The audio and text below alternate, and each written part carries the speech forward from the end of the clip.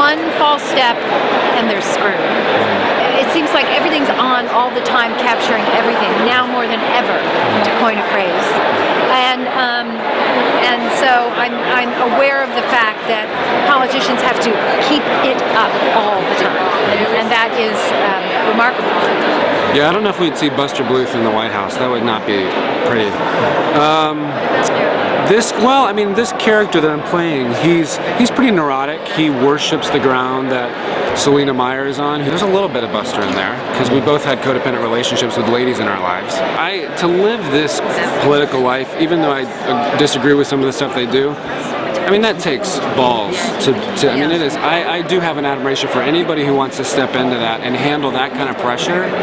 I can find admiration for about anybody. I mean, some of them piss me off. I disagree with some of them, but for the most part, it's like, that takes balls to do that position.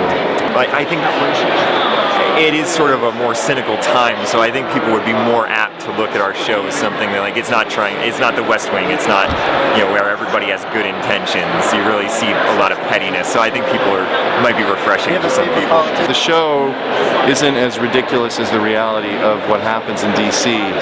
I'm not a true, political fan. Would love to meet Obama. My dream is for Obama to see the show and go, that's pretty funny. The older I get, the more passionate about it I do get, and I am an Obama fan, so I'm keeping track just because I'm also a sports fan too, and I think it's always, as a sports fan, you don't want to just follow your team, you want to follow the other side too, and see where their strengths are, see what their weaknesses are, because there's something to learn from everybody.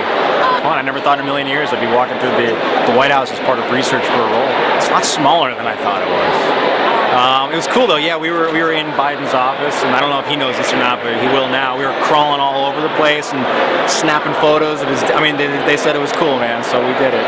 But yeah, taking pictures of his big desk phone and the number one, the speed dial was just President Obama. I thought that was pretty cool. And Michelle Obama breezed past us for a second, so we all got a thrill with that. It was wild, man. We were really lucky to have a lot of people help us out and be very open with us, talking about their experiences and their positions. Some people who are in government now, some who were, some people who write about it.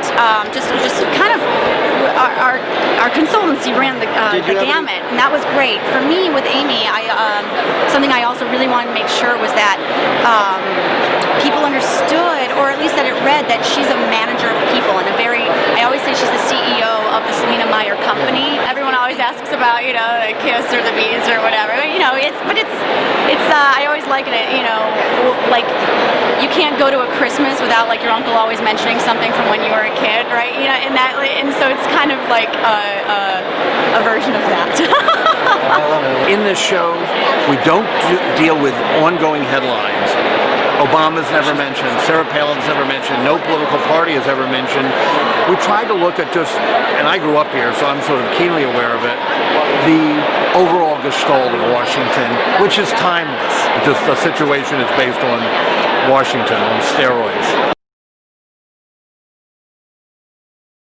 Is there a nerd prom? Yeah. Shut up. Is there really a nerd prom? Correspondence dinner in May.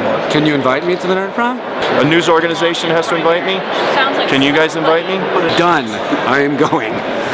Hollywood on the Potomac? Yeah. I like that one.